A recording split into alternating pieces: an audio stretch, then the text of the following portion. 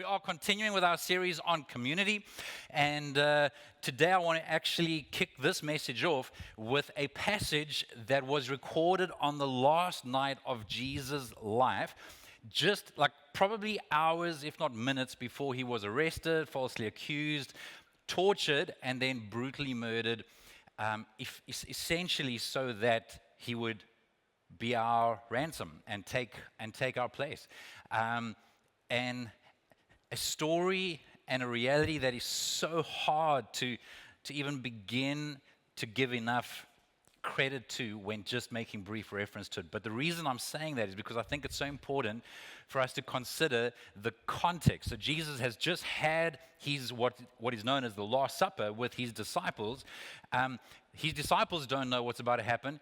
He knows what is about to happen. There would be a sense of agony. I mean, we read a little bit further on how he was so stressed out that he was literally sweating drops of blood, which is a medical condition when your body and your emotions are under so much pressure. So understand that this is what he is waiting for. He knows that this is impending. And so you're going to be pretty selective in terms of what you choose to share in your last moments with your disciples. And this is one of the last things that he shared with them. John chapter 15, verse 12, he says, these are Jesus' words being recorded. This is my commandment. Love each other in the same way I have loved you.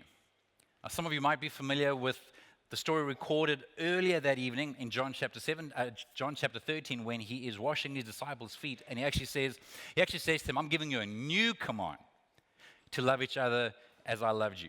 In other words, there's a difference between what they had experienced throughout the old covenant and what he was calling them to in the new covenant. The old covenant was love one another as you want to be loved, right? It's like the golden rule. But in the new covenant, he's saying, no. I'm actually calling you to do something much deeper, something that is going to require a supernatural strength and assistance, and that is to actually love one another as I have loved you. And then, here's the verse that I want us to pay attention to today. Verse 13, there is no greater love than to lay down one's life for one's friends. Think about that for a moment. It's interesting to me that the metaphor, the reference being used there is not parent, child, husband, wife, friends. And you are my friends if you do what I command. And then verse 17, this is my command, love each other. This is important both because Jesus is saying you will love one another if you're willing to lay your lives down to some extent, but also it's significant because he was about to literally lay his life down. He was literally about to submit himself. No one took his life from him. He submitted himself to having his life taken from him so that everyone who wants to has the opportunity to be reconciled to God, to have their relationship with God restored. That's what he was willing to do. That's how much he loves people. Here's the idea and why this matters in the context of the community series. Community costs. It costs us. If you've been a Christian for a long time and you've been trying to follow Jesus for a long time, chances are, if your heart is surrendered and humble and you're trying to figure out what love looks like, you've discovered that it costs a lot sometimes. Sometimes it costs a lot as you literally pay attention. The word is in the sentence. We are paying attention to someone. Or as we give of our time and our energy, as we are helping, as we're serving, as we are contributing, as we are doing what we can. Even the idea of forgiveness, the word is literally in the word. We forgive. It is something that we give, which means that it's a gift, which means that it's not earned. It is by grace. It is merciful. The moment it is earned, it's a reward, it's not a gift. If someone is worthy of forgiveness, then they probably don't need forgiveness. If we can sufficiently justify and explain away, and it's not a big deal, you don't need forgiveness. Forgiveness is needed when someone has to pay. That's why forgiveness can be so hard, because someone is literally having to choose to absorb the cost of what someone has done. We share one another's burdens. It costs. We receive and hold onto people's vulnerability. That costs us. It costs us as we put effort into to treating that which is sensitive with sensitivity. To treat that which is vulnerable, where a person could be hurt, or maybe they're embarrassed or ashamed, for us to actually put extra effort into holding that carefully. It costs us. I came across a story some time ago, and it was so surprising to me that I made sure I checked multiple different sources to confirm, and I'm going to ask you not to go and check it now. You can check it later if you don't believe me. But in 1990, there was a British Airways flight that had taken off not too long. It hadn't been taken off. It hadn't been elevating. What's the right word? Were you like, when you're right? Ascending. It hadn't been ascending for too long. But it was at 17,000 feet, which is already way too much to have something go wrong and a door open or whatever the case is. And one of the panels in the windscreen of the cockpit blew out, sucking the pilot out of the window. Just as he was being sucked out, flight attendant Nigel Ogden had just happened to be walking into the cockpit and managed to grab hold of his legs. He continued to hold onto his legs for 20 minutes before they were able to do an emergency landing. He wasn't even sure if the pilot was still alive because his head and body was banging so furiously against the fuselage. They managed to land. The pilot actually managed to recover, which is quite miraculous. But as you'll see on the extreme right-hand side, Nigel Ogden sustained injuries himself. It cost him. His shoulder was dislocated. He had frostbite on his face. His one eye was damaged. It cost him. For him to do what the pilot couldn't do for himself, it cost him. And this is very much what I think Paul was trying to address in Galatians chapter 5, Galatians chapter 6, verse 1 to 5, where he says, brothers and sisters, if someone is caught in a sin, you who live by the Spirit, in other words, see, nowadays we read that and we can think those who think you're special and superior. No, he's saying in fact, other translations will say those of you that are spiritual, which is what you should be. If you're following Jesus, you should be humble, sensitive to God's Spirit. Those of you that are humble and sensitive to God's Spirit should restore that person gently. Obviously, that depends on the person's willingness to be restored, by the way. But watch yourselves, or you also may be tempted. Carry each other's burdens. I want you to take note of this word burdens because I'm going to compare it to a different word in a moment. Carry each other's burdens, and in this way you will fulfill the law of Christ. The law of Christ is the law of love. Just so you know. This is saying if you appropriately will share or carry the loads, the burdens, that someone cannot carry by themselves, you're going to be fulfilling the law of Christ. If anyone thinks they are something when they are not, they deceive themselves. Each one should test their own actions. Then they can take pride in themselves alone without comparing themselves to someone else. And then here's the next word, verse 5. For each one should carry their own load. Now that almost sounds contradictory, right? Okay, hold on, Paul. You're saying share one another's burdens, and then you're saying carry my own load? Some of you would have read the book Boundaries. I think it sold millions and millions and millions of copies, written by Christian psychologists Henry Cloud and John Townsend.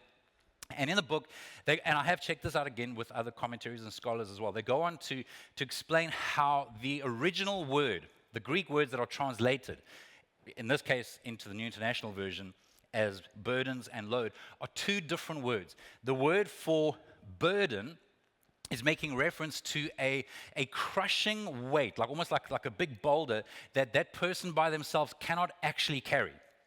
So they need people to help.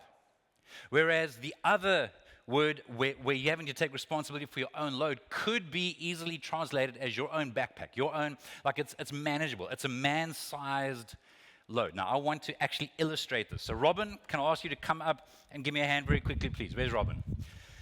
Robin is my my volunteer to help me out here today. Okay, can you put this backpack on, please, Robin? Okay, all right. Is it fairly heavy? Yeah. It's got a lot of books in there, so it's fairly heavy, right? But you can manage. Can you do like squats and stuff with it? You okay? All right. Okay. So he can sustain this man-sized load. He can take responsibility for the load that has been placed on his back. Let me take this off quickly, Robin. What I want you to do is to go to the baptismal font over there very quickly, please. And if you can grab one of the corners, you'll see that there's like a pole that he doesn't know this. There's a pole that you can just grab one of those. I mean, you can grab both if you like, but grab one of, no, I think there's literally a leg that you can pull out. Yes, that's it. Okay, see if you can lift that up very quickly. Okay. Can you carry that font onto the stage for us quickly? Please. Okay, do you need some help? Okay, quickly, let me see. Shakes, Tuddy, Ryan, can you guys each grab a corner very quickly, please? Listen, this is no joke. This thing is ridiculously heavy. I don't know how much it weighs, but it's way too much. Anybody grab any corner? All right, guys, grab the corners, and let's bring it up onto the stage, please. Just don't anyone kill themselves or break any legs. Don't hurt any of our valuable attendees there. Robin, you're going to be okay? Okay. You guys are doing great. Keep coming. And then move it further back here if you can. And then just place it down gently, please. Gently. Let's not break anything. Fantastic. Thank you, guys. Can we have a round of applause for our volunteers here, please? Thank you, guys. Thank you. So I hope you can see that this is truly a significantly weighty burden that has to be carried.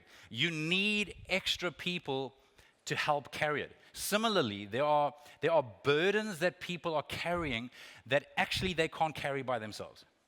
Examples would be needing appropriate support when experiencing a type of trauma, maybe grief and loss. Maybe the person, for example, even just parents and children or guardians and children, depending on their age, there are plenty of things that they need. They need their guardians to help carry that particular load. There are appropriate loads for us to help share with people. Where it becomes inappropriate is if it is a person-sized load. And we are carrying that responsibility for them that they should actually be carrying for themselves. So for example, if you have a 12 or 13-year-old, or any child, any learner of any age that has an appropriate homework assignment, we're not necessarily helping them out by helping carry that load. They should be carrying their own responsibility. But expecting them to do that and to work a full-time job and to provide, for electricity and rent and all the rest is unrealistic. And so there are different scenarios where people, whether they're vulnerable, whether they're going through a crisis, whether they're vulnerable, maybe they've fallen in some way and they're needing appropriate support. There are loads that we help people carry, but it costs. It might not have looked like it because they're all very strong, but it costs some energy to actually have to carry this load. It costs us to walk with people, to care for people, to help people, to encourage people. And so I want to use the last time that we have remaining in this message to ask you 4 questions as it relates to our approach to the cost that we're willing to pay for community. The first is simply this: is my ideal for community? My ideal, is it helping or hurting? Is my ideal for community helping or hurting? Or put a different way, has my ideal become an idol? In other words, has it actually become an obstacle? Maybe you are a perfectionist. You have this perfect ideal in your mind, and so because of that, you're never anything other than disappointed. Because people let you down. People make mistakes. The late German theologian Dietrich Bonhoeffer put it this way: those who love their dream of a Christian community more than they love the Christian community itself become destroyers of that Christian community, even though their personal intentions may be ever so honest, earnest, and sacrificial. He goes on to say, live together in the forgiveness of your sins. Forgive each other every day from the bottom of your heart. It is so easy for us to be so ordered, so structured, to have such a high ideal. And there's nothing wrong with having an ideal in itself unless it becomes the obstacle to actually loving people. Or put a different way, I've often over the years experienced, or at least I've sensed God reminding me and asking me the question, Jason, do you want a life that is clean but empty, or full and messy? And that's based on Proverbs 14, verse 14, where it says, without oxen, a stable stays clean, but you need a strong ox for a large harvest. In other words, the only way to have a neat and tidy, a clean stable is to have no oxen. Then there'll be no poo. There'll be no signs of life. But if you want to produce a harvest, if you want to be able to actually produce something and have stuff grow on your farm, well, you're going to need, this is before technology, you're going to need oxen. Yeah. Similarly, the only way for us to have perfect homes, perfect environments, is to make sure they're empty. We call that a show house, right? It's the perfect picture, but there's no one in there. Yeah. And that perfect picture doesn't last if you allow people to come in. Even if you just allow people to walk through the show house, it's going to change. There's going to be dirt. There's going to be dust. Someone's going to move something. Community is messy, but it's worth it. I don't know if there's anything that'll cause as much pain as relational pain. And yet at the same time, I don't know if there is anything that will bring as much healing to us as relational help and healing. When someone is committed and humble and supportive and is a safe place for you to be a failure or to be dealing with shame or disappointment or whatever the case is. Guys, the right relationships can be unbelievably helpful and healing. So, this is what community will cost us. It'll cost us perfectionism. Community will literally cost me perfection. It'll cost me my perfect ideal, having everything perfectly ordered. Second question. Am I spending or investing in people? Am I spending or am I investing in people? When we're spending, that's very much transactional. So we're looking at what do I get out for what I'm putting in? What do I get out when I give you some time, when I give you some money, when I've allowed myself to be inconvenienced and I've come out to help you? Will I get something in response? Now there's a healthy level of relationship where I think it's fair to expect from one another. But I think in the broader Christian community, our attitude has to be far more one of long-term investment, where we may never see any personal benefit. We may not even see any kind of real fruit for it. I am convinced that if you are here today and you are following Jesus and you're growing in your relationship with Jesus and you are starting to, or you have been bearing fruit, I can virtually guarantee you that that's not just because of one person's investment into your life. Chances are it's been countless people. In some cases, nameless, faceless people. If anybody were to get anything out of today, or for the ladies that were here on Thursday night, which was a very special evening, for anyone to have gotten anything out of that, there's no way for you to know all the people that helped make that happen. There are so many links in the chain. And so I think that if we're going to commit to the cost of community, there has to be a sense of, God, I will never see all of the results, only one day in heaven will I actually have an idea of where you used things that I was a part of, or that I was willing to do, or that I sacrificed, where actually, wait, what? Like it actually sowed a seed? And someone else watered, and there was a little bit more, and that actually grew. Investment has a very different mindset. We're thinking long-term, and in fact, people that I think have got the healthiest attitude are actually investing, they're stewarding and investing what they have actually with the next generation in mind. Not just to keep the wealth in the family, and not just to spoil the next generation, but they're wanting to help set up the next generation. By the way, as a church, we should always be wanting to set up the next generations. Always. The opposite is for us to be selfish. The opposite is to just be concerned with my own comfort and convenience and what I need and want right now. But I think any healthy family and any healthy church and any healthy community is going to be very concerned and burdened for stewarding what has been entrusted to us. That's literally why we chose the name Legacy Church. Because we believe, we are convinced that we have inherited a costly legacy. People that have gone before us over the last 2,000 years have paid enormous prices. And so we want to remember that and be grateful for that. And we want to steward the legacy that we pass on to the next generations.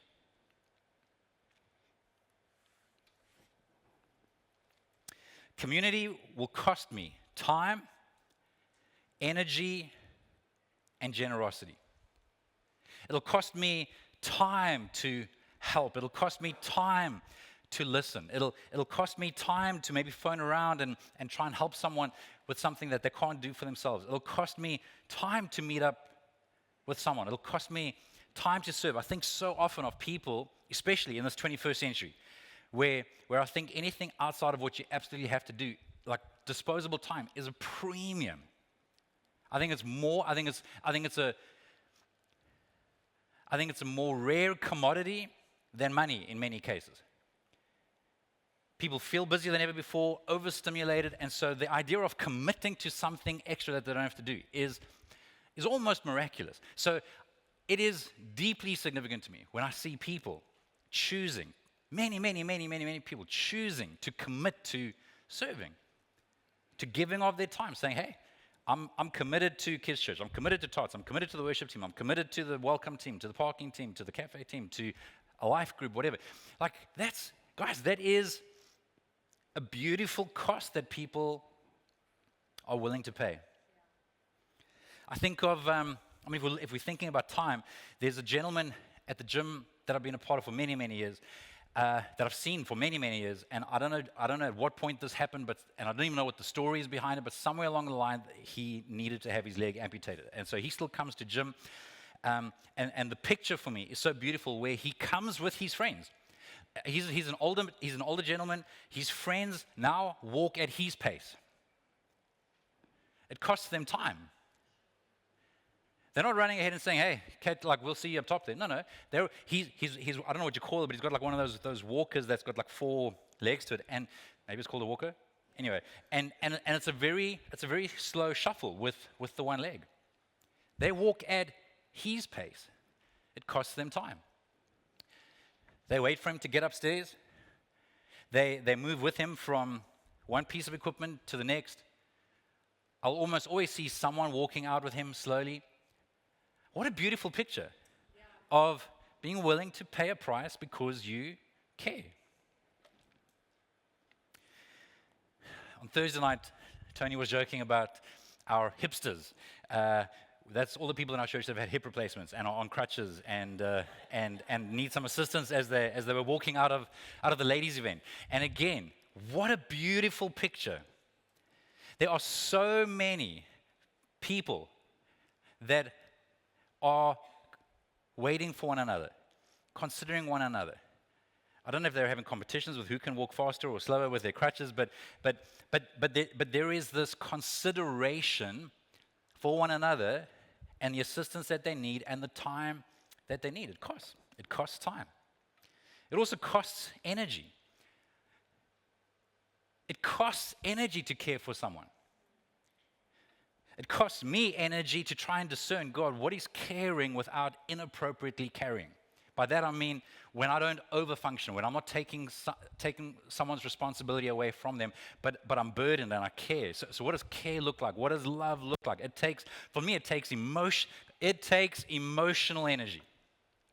It takes mental energy. Sometimes it takes physical energy. If you're helping someone do something, if you're helping someone carry something heavy, it costs us energy. For some of us, it costs us the energy of using social capital. And what I mean by that is in our country, with all of the complexity and diversity and the lack of equality, some people have access through social networks and contacts to do things that other people just don't have that capacity or privilege to do. And it's not fair. It's unfair. It's wrong. We think of a situation recently of someone that's been a part of our church for many years that was struggling in their flat, their apartment. The people that are supposed to look after the place were ignoring them for a couple of months. And they've got this geezer that has been knocking. I can't even explain it to you. They sent me a voice note of this painful, constant knocking noise. They can't sleep. The only way to stop the noise is to actually put a tap on, which is going to now cost water, so that the geyser stops. They've been trying since December. Tammy got hold of someone, I think at the national office up in Joburg, sent requests, and again, we were kind of being messed around. Eventually, I phoned.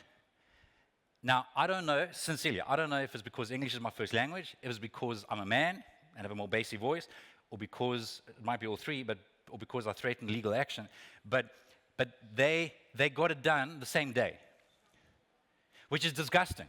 Yeah. Like, it is disgusting. It's, in my opinion, it's just short of, if not evil. It's so wrong. And that takes energy from me, just being burdened by that. But at the same time, it takes a bit of energy for me to say, I can use my privilege, I can use some social capital that this person doesn't have in order to achieve a little bit of justice, a little bit of equity. It costs us. It can take up mental energy as we're trying to understand and figure things out and trying to find solutions. It costs us. Third question. Am I living with a temporal or eternal perspective? Now, the word temporal means like a temporary. In other words, am I just living for the short term? Am I just living for the now? Am I just living for what is in front of me now? Or am I actually living with an eternal perspective? And the reason that this matters when it comes to the cost of community is because there are literally, in my opinion, only two things, as I read scripture, only two things will last for eternity: God and people. So if I'm living with an eternal perspective, then I'm saying, you know what, people are worth some time. People are worth cost. People are worth me being inconvenienced, me being drained.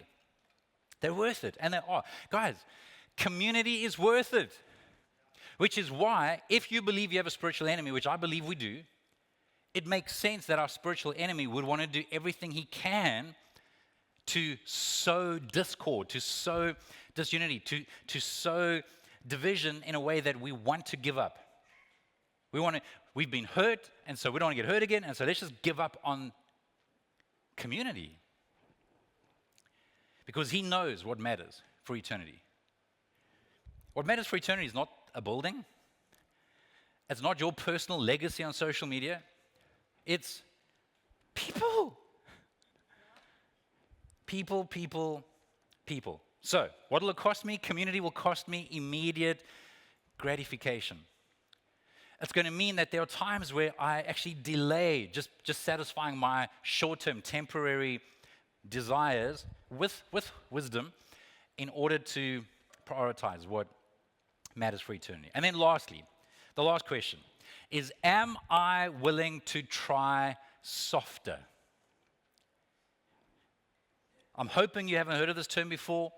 I've totally stolen it from an author and pastor by the name of John Ortberg, where he's basically trying to get this idea across that way too often we are trying so hard, like human nature, if we are failing at something or struggling with something, just try harder, try harder, try harder. And he's saying, actually, there's an element of surrender to God.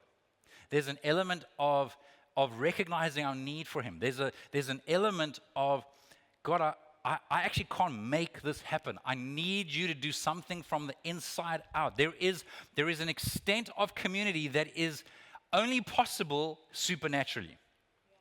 By supernaturally, I don't mean weird. I mean where God helps you to see something that you don't see in the natural, where God gives you an empathy and a compassion in certain instances that maybe is not obvious to others, and maybe in other cases where it looks like this is a sob story, God's giving you discernment, saying, just, I'm not calling you to get involved in that right now. There's an element of it being supernatural. I am convinced that the only way for us to love like Jesus is to draw close to Jesus consistently. The only way for us to know who to respond to.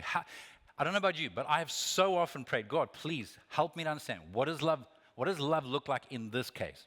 What does love look like in this case? Because it's not the same in every case. It's not a formula. We actually need Jesus. What does it look like to care appropriately and not to carry inappropriately? What does it look like to be loving and patient and kind in this particular situation? And I'm saying that the only way for that to happen is to actually slow down, to spend time with and to be loved by the kindest, most loving person that has ever lived, who is the Son of God, who was there at creation, and who literally took our sin upon himself 2,000 years ago. Who else is worthy of our trust? Who else has shown anywhere near a fraction of that same kind of love? We go back to where we were reading earlier. John chapter 15, verse 9, it says, I didn't read this earlier, but he says, I have loved you even as the Father has loved me. Remain in my love. Remain in my love. Some of you are familiar with John chapter 15, a little bit earlier, a few verses earlier, is Jesus talking about abiding in the vine. My Father's the gardener, I'm the branch. I'm the vine, you're the branch, and the Father prunes, and he talks about abiding. That word abide comes from the word abode, which means home, and he's basically saying, you make your home in me, allow me to make my home in you, and you'll be fruitful. Remain in my love. Be at home in my love. I could be wrong, but I would guess that most of us, if we spend time with God, don't spend the kind of time with God where we are experiencing his love, where we are remaining in his love. Verse 10, when you obey my commandments, you remain in my love. So that's part of how we remain in his love, by actually obeying him. We're not just fanboys and fangirls. No, we actually obey. We trust and obey. Just as I obey my Father's commandments and remain in his love. I've told you these things so that you'll be filled with my joy. Yes, your joy will overflow. This is my commandment. Love each other in the same way I have loved you. There is no greater love than to lay one's life for one's friends. And that's what Jesus literally went on to do as that evening progressed and as the next morning unfolded. And so all of that is to say that we don't try harder. We actually draw closer to his love. And so what that costs us is godly, supernatural community costs me humility and surrender.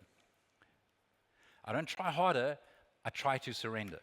Again, I love how John Ortberg says, and he's referring to things that are so complex, so difficult, so out of his control.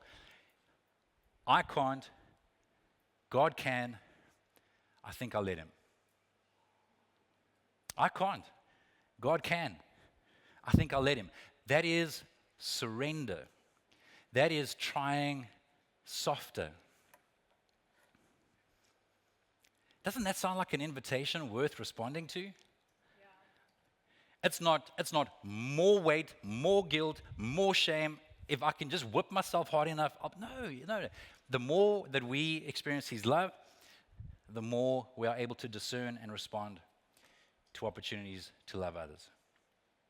So this is what I would like to encourage you to do. Just where you're sitting. So I'm not even going to get you to stand right now. I want to encourage you to close your eyes for a few moments. And if you're comfortable doing this, you can open your hands on your lap, just kind of as a posture of surrender, as a posture of humility, as a posture of being receptive, just saying, God, if there's anything that you're wanting to point out to me, please help me not to miss it. Help me not to miss it. And so as your eyes are closed, as no one's looking around, just for a moment, would you just talk to God? Maybe there's a hurt that's been an obstacle for you that you're having to surrender to Him. Maybe you're needing God's supernatural help in letting something go, in forgiving. And it's something that you keep coming back to, keep saying, God, I need more help. God, I need you to do something supernatural. Or maybe it's even just an attitude that just says, God, I just want to thank you. Thank you that you laid down your life for me before I knew you, before I even cared, before I asked. Oh God, I'm so grateful. I'm so grateful. Maybe for someone else, it's just praying, God, if you love me, if this is true, if what this guy is saying is real, would you give me a sense? Give me, help me to know, help me to experience your love. Maybe for someone else, you are needing divine wisdom, literally divine wisdom. No one can give you an easy answer as to how to handle a particular situation. In fact, to be honest with you, there's situations that are pretty easy, they're pretty obvious, they're black and white, but there's so many that are not. There isn't a formula. We need God's wisdom to know what's next. Tell Him. Talk to Him.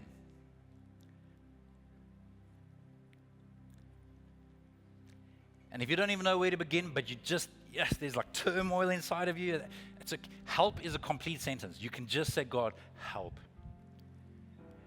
Last night, there was stuff that I was just saying, God, I just need help. I want to do better at something that I've tried to do better and wanted to do better at for a very, very long time, and I still get it wrong. And I'm like, God, just please help me.